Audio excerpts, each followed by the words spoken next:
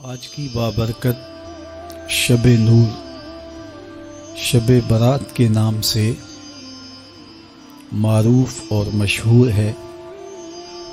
اس بابرکت شب کے دامن میں اتنی برکتیں اور اتنی رحمتیں ہیں کہ اللہ جل شانہ گناہ گاروں کو جہنم کی آگ سے آزاد فرما دیتا ہے۔ ام المومنین سیدہ طیبہ طاہرہ سیدہ عائشہ صدیقہ رضی اللہ تعالی عنہا فرماتی ہیں، ایک دن میں دیکھا کہ حضور میرے حجرہ میں نہیں ہیں، تو میں حضور کو تلاش کرنے نکلی۔ جنت البقیع میں آسمان کی طرف سر اٹھائے حضور اللہ سے التجائیں کر رہے تھے۔ مجھے دیکھا تو ارشاد فرمایا، عائشہ کیا تم نے یہ سمجھا کہ اللہ کا رسول تم سے زیادتی کرے گا؟ فرماتی ہیں میں نے عرض کی یا رسول اللہ صلی اللہ علیہ وسلم، میں یہ سمجھا شاید آپ کسی زوجائے محترمہ کے حجرہ میں تشریف لے گئے ہیں۔ فرمایا آج لیلۃ النصف من شعبان کی 15ویں رات ہے، درمیانی شب ہے۔ اس رات کو اللہ تعالی جل شانہ آسمان دنیا پہ نزول اجلال فرماتا ہے اور قبیلہ بنو کلب کی بکریوں کے بالوں سے زیادہ لوگوں کو جہنم کی آگ سے آزاد کر دیتا ہے۔ قبیلہ بنو کلب عرب کا بہت بڑا قبیلہ تھا جو بھیڑ بکریاں پالتے تھے اور لاکھوں کی تعداد میں ان کی بکریوں اور بھیڑوں کے ریوڑ تھے۔ تو اس قبیلے کی بکریوں کے بالوں سے بھی زیادہ گناہ گاروں کو جہنم کی آگ سے آزاد کر دیا جاتا ہے۔ تو یہ وہ بابرکت شب رحمت ہے، شب نور ہے، جس کے دامن میں اتنی برکتیں ہیں کہ کوئی محروم نہیں رہتا۔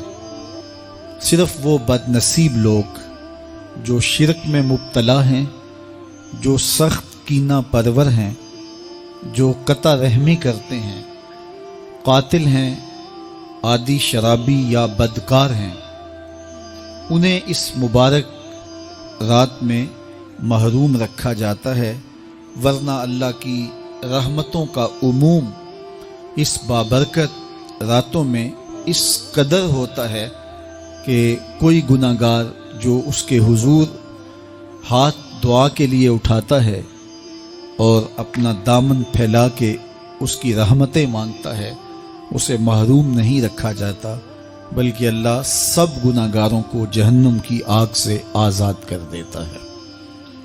ایک روایت میں آتا ہے کہ اللہ لیلۃ النصف من شعبان کی 15ویں رات کو آسمان دنیا پہ اپنی رحمتوں سے جلوہ گر ہوتا ہے اور فرماتا ہے کوئی رزق مانگنے والا، میں اس کی جھولیاں بھر دوں، ہے کوئی مغفرت طلب کرنے والا، میں اس کے گناہ معاف کر دوں، ہے کوئی مجھ سے عافیت مانگنے والا، میں اس کو عافیتوں سے نواز دوں، ہے کوئی فلاں چیز مانگنے والا، ہے کوئی فلاں چیز مانگنے والا، اس کی رحمتیں آواز دیتی ہیں اور یہ آواز غروب آفتاب سے لے کر کے طلوع فجر تک مسلسل بندوں کو دی جاتی ہے، اور بندے اس کے حضور اگر دستے طلب دراز کریں، اپنی جھولی پھیلائیں، تو اللہ تعالیٰ ان کو ان کے مانگنے سے بھی زیادہ عطا فرماتا ہے۔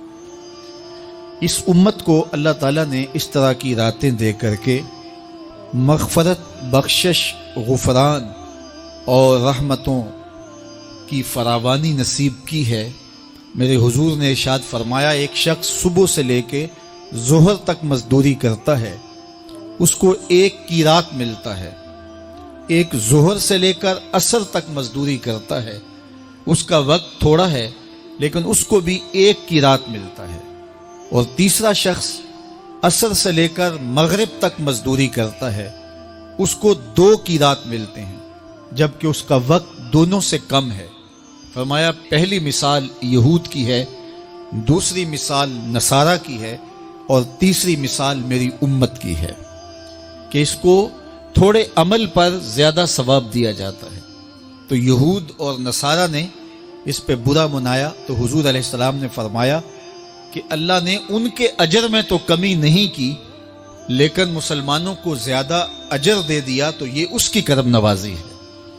تو یہ تھوڑے وقت کی عبادتیں اور چند راتوں کی بیداری اور مخصوص اوقات میں اللہ کے حضور عبادت و ریاضت ایک گناہگار کو کہاں سے کہاں تک پہنچا دیتی ہے، اس کے گناہوں کی معافی کا ذریعہ بھی بنتی ہے اور درجات کی بلندی کا سبب بھی۔ دیکھیے لیلۃ القدر ایک رات 1000 مہینے کی عبادتوں سے بہتر قرار پاتی ہے۔ اسی طرح دیگر مواقع ہیں کہ اللہ تعالیٰ اس امت کے لیے رکھے ہیں، رحمت رب بہانہ می طلب، اور یوں بھی پڑھا گیا رحمت رب بہانہ می طلب۔ اس کی رحمتیں قیمت نہیں مانگتی اور اس کی رحمتیں بہانہ تلاش کرتی ہیں، تو وہ اپنے بندوں کو بخشنے پہ آمادہ ہے اگر وہ اپنا دامن طلب پھیلائیں۔ قرآن مجید میں ایک مقام دیکھیے کتنا دل آویز ہے، فرمایا ما یفعل اللہ بعذابکم، اللہ تمہیں عذاب دے کے کیا کرے گا؟ اس کی یہ چاہت نہیں ہے کہ تمہیں عذاب میں مبتلا کرے، اس کی چاہت یہ ہے کہ تم اس کی چوکھٹ پہ آؤ، جھولی پھیلاؤ، اس سے خیرات اور رحمت مانگو، اور وہ تمہارے ماضی کے سارے گناہ معاف کر کے، ساری غلطیاں معاف کر کے تمہیں اپنی رحمتوں سے مالا مال فرما دے۔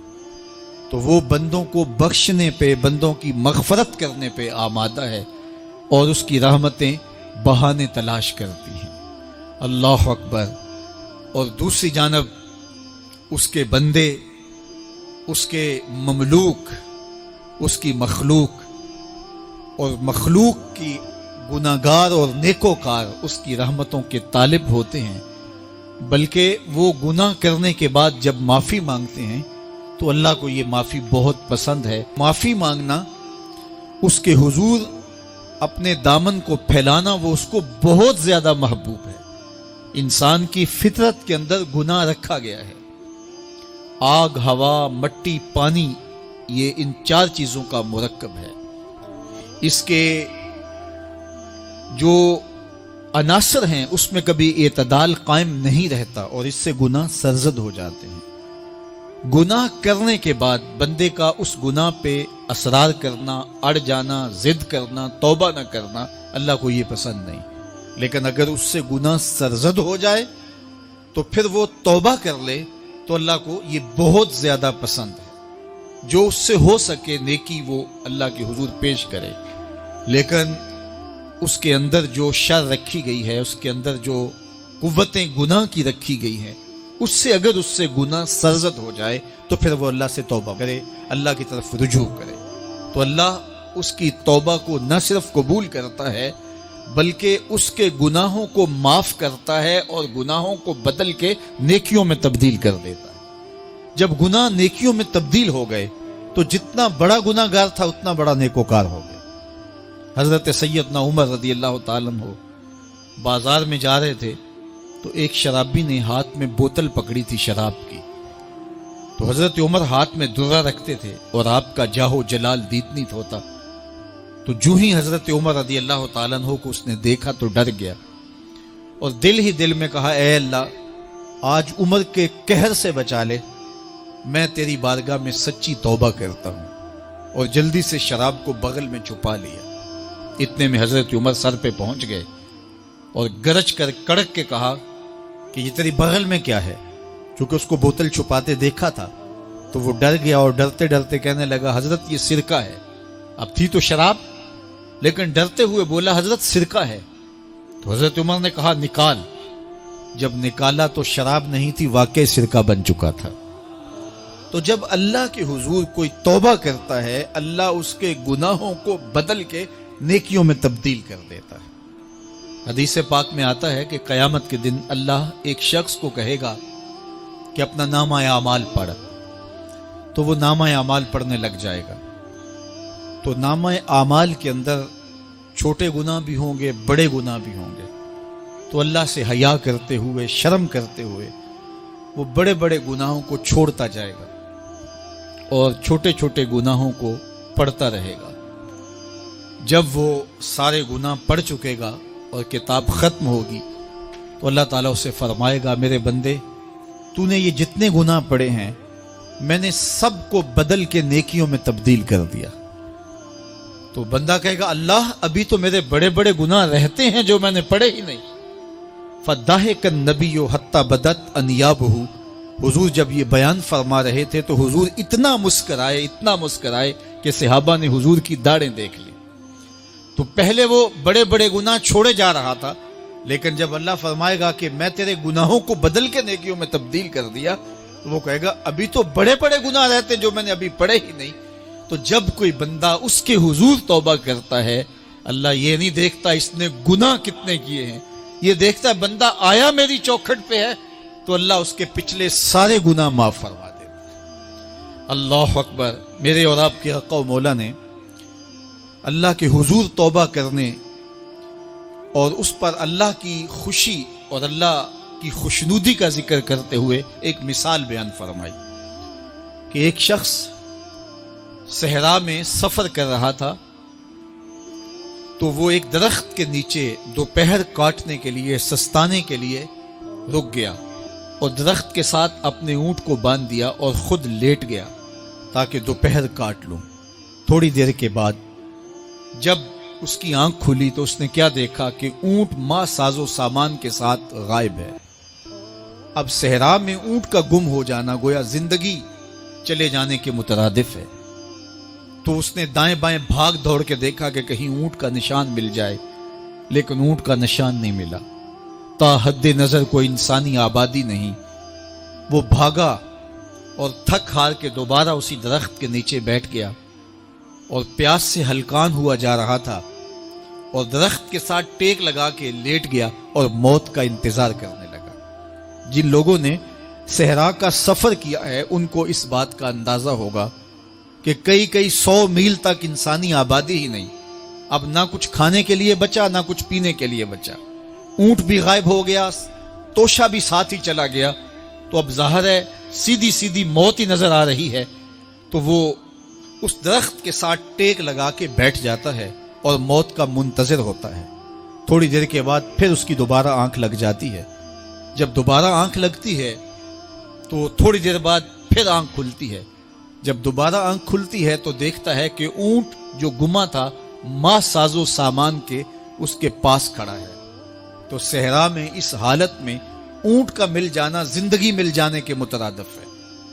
تو وہ اتنا خوش ہوا کہ خوشی کی انتہا نہ رہی، بلکہ مسرتوں کے ہجوم میں درک گیا اور کہنے کیا لگا، اللہم انت عبدی وانا ربک، اے اللہ تو میرا بندہ اور میں تیرا رب۔ کہنا تو یہ تھا کہ تو میرا رب اور میں تیرا بندہ، لیکن مسرتوں کا ہجوم ہی اتنا تھا، خوشیوں کا ہجوم ہی اتنا تھا کہ زبان پہ قابو نہ رہا۔ کسی کے آنے سے ایسے ہوش اڑے ساکی کے، شراب سیخ پہ ڈالی اور بوتل میں کباب۔ کہنا یہ تھا اللہم انت ربی وانا عبدک، لیکن اس قدر خوش ہوا جب بھی تیری قربت کے امکان نظر آئے ہم اتنے خوش ہوئے کہ پریشان نظر آئے۔ تو کہنا یہ تھا کہ اے اللہ تو میرا رب اور میں تیرا بندہ، لیکن خوشیوں کے ہجوم میں وہ کہتا ہے اللہم انت عبدی وانا ربک، اے اللہ تو میرا بندہ اور میں تیرا رب۔ حضور یہ بات بیان کرنے کے بعد صحابہ سے پوچھتے ہیں کہ ذرا بتاؤ اس بندے کو کتنی خوشی ہوئی کہ خوشی میں زبان بھی قابو نہ رہی اور اپنے آپ پہ کنٹرول نہ رہا، اور خوشیوں کے ہجوم میں اسے یہ بھی پتہ نہیں چل رہا کہ وہ کیا بول رہا ہے۔ تو صحابہ نے عرض کی حضور بہت زیادہ اسے خوشی ہوئی۔ تو میرے حضور نے یہ بات کرنے کے بعد ارشاد فرمایا، جس طرح اس کو گما ہوا اونٹ ملا اور اس کی خوشی کی انتہا نہ رہی، تو فرمایا جب کوئی شخص توبہ کرتا ہے اور اللہ کی حضور پلٹ کے آتا ہے، گناہوں سے معافی مانگ کے اس کی دہلیز پہ آتا ہے، میرے حضور نے فرمایا اللہ اس سے بھی زیادہ خوش ہوتا ہے کہ میرا بندہ میری چوکھٹ پہ آ گیا۔ تو وہ یہ چاہتا نہیں کہ اپنے بندوں کو عذاب دوں، وہ خود آگ میں چھلانگے لگائے تو اس کی مرضی، اگر گناہ سرزد بھی ہو گیا ہے تو کوئی بات نہیں، معافی مانگ لی جائے۔